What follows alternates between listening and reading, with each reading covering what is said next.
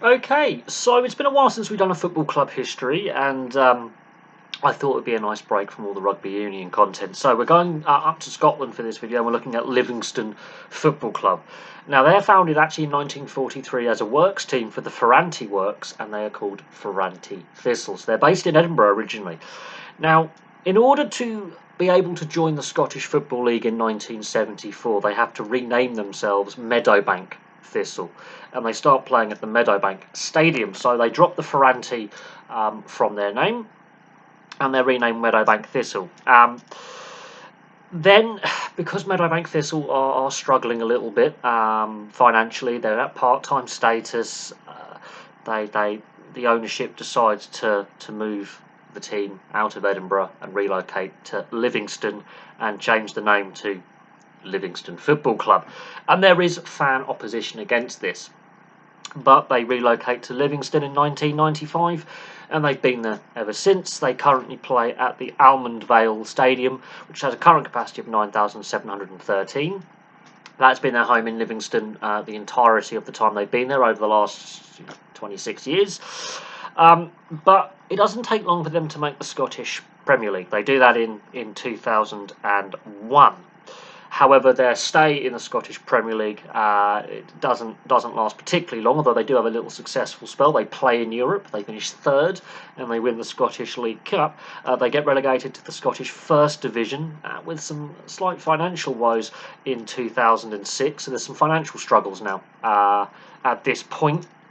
They overextended themselves in the Scottish Premiership a little bit financially, but it's in 2009 where things really start to hit the fan. They end up in Division 3.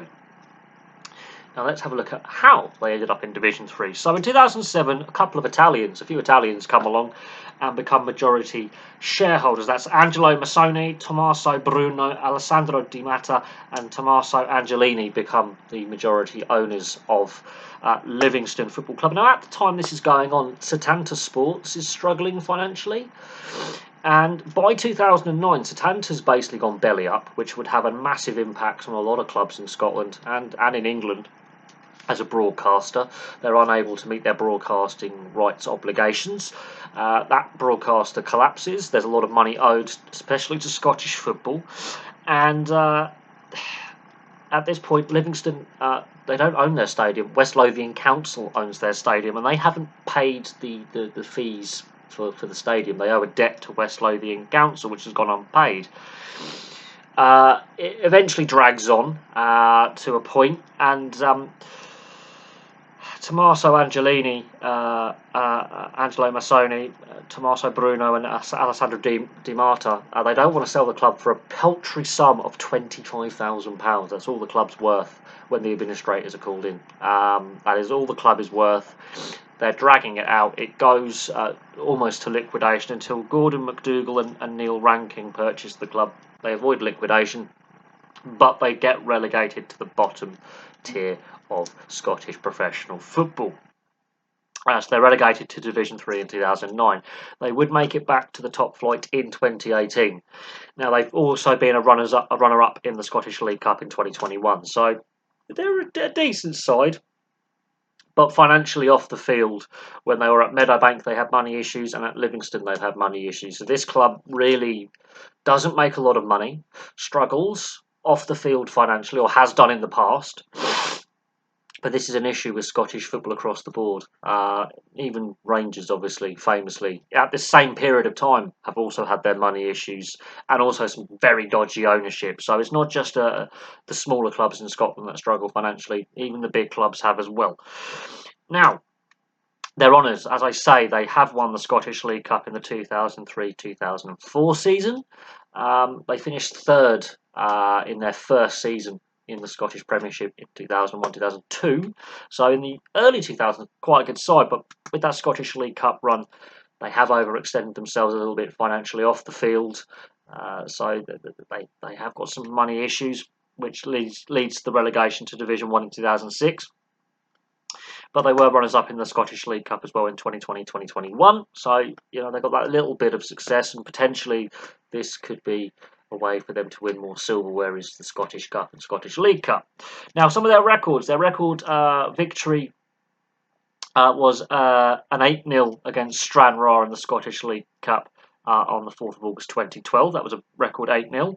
Their record home win was a 7-1 against Clyde on the 14th of December 2009.